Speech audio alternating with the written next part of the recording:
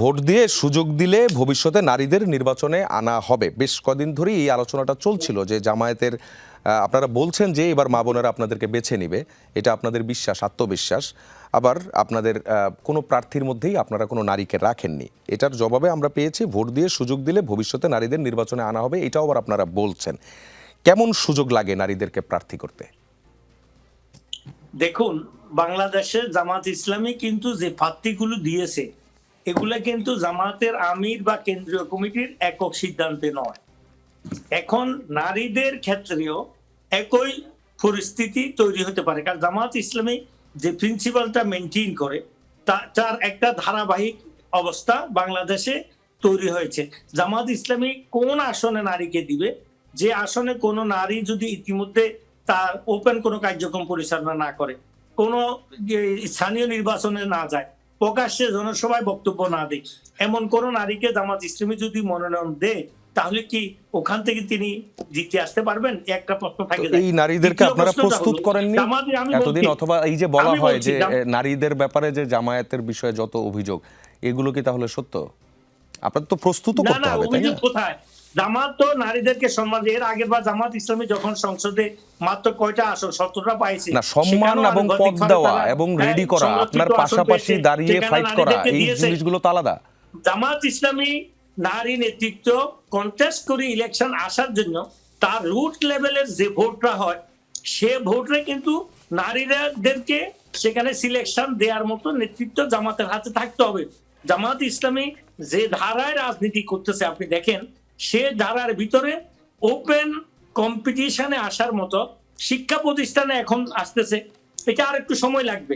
এই জন্য জামাত ইসলামী রুট লেভেলের নারীরাও কিন্তু পুরুষদেরকে তাদের প্রার্থী হিসাবে এই বেছে নিয়েছে। তো সেই রুট লেভেল থেকে যে ভোটটা আসে সে আলোকে কিন্তু জামাত ইসলামীর কেন্দ্র এই সিলেকশন দেয়। তো আমার জানা মতে জামাত ইসলামীর রুট লেভেল থেকে কোনো মহিলা প্রার্থীর ব্যাপারে এরকম কিন্তু ভোট কেন্দ্রীয় ভাবে পৌঁছে নাই। এই জন্য রুট লেভেলের ভোটাধিকারের উপর ভিত্তি করে জামাত ইসলামী প্রার্থী চূড়ান্ত করে। এখন মহিলা যদি জামাত ইসলামী সামনে ওপেন, আপনারা যেভাবে বলছেন যে জামাত ইসলামী সেভাবে তাদেরকে কন্টেস্টে না দিয়েও আপনি মূলত সম্মানের জায়গায় জামাত তাদেরকে নিয়ে যাচ্ছে। আপনি দেখুন, পুরুষ হিসেবে আমরা যে সমস্ত পরিশ্রম কাজগুলো করি, আমরা কি সে কাজগুলো আমার স্ত্রীকে, আমার আম্মাকে, আমার বোনকে আমি কি করতে দিই?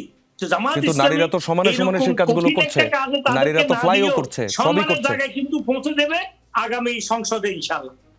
কিন্তু নারীরা তো সমানে সমানে সবকিছু করছে। আপনারা বলছেন যে সুযোগ পেলে আপনারা সেই অবস্থানটা তৈরি হবে।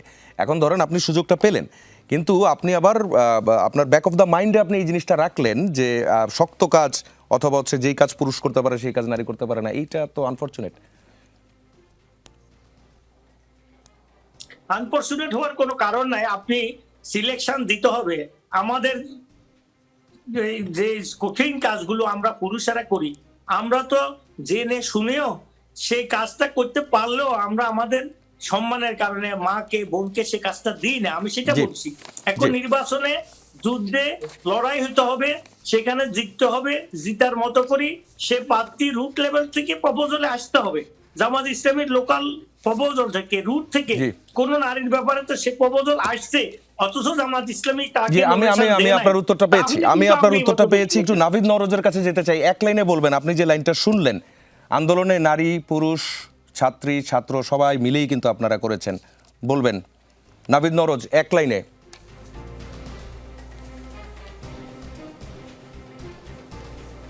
জি, অবশ্যই আন্দোলনে আমরা সবাই মিলে একসাথে ছিলাম এবং জোট সঙ্গী হলো আমরা কিন্তু নারীদের বিষয়ে আমাদের যে রাজনীতি সেটাকে স্পষ্ট করেছি। আমরা চাই নারীদেরকে সামনে এগিয়ে রেখে রাজনীতি এগিয়ে নিয়ে যেতে, এবং আমরা এটা একটি নির্বাচনী জোট।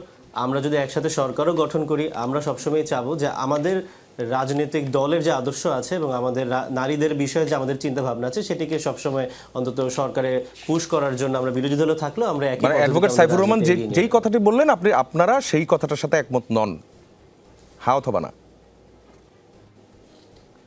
না, আমরা সেই কথাটার সাথে একমত নই এবং আমরা আমাদের আমি আপনার উত্তরটা পেয়েছি। হাসান আল মামুন একই প্রশ্ন, এক লাইনে যা শুনলেন। সব দিক থেকে নারীরা সমান অধিকার পাক এবং তারা এগিয়ে আসুক, এটাই আমাদের প্রত্যাশা।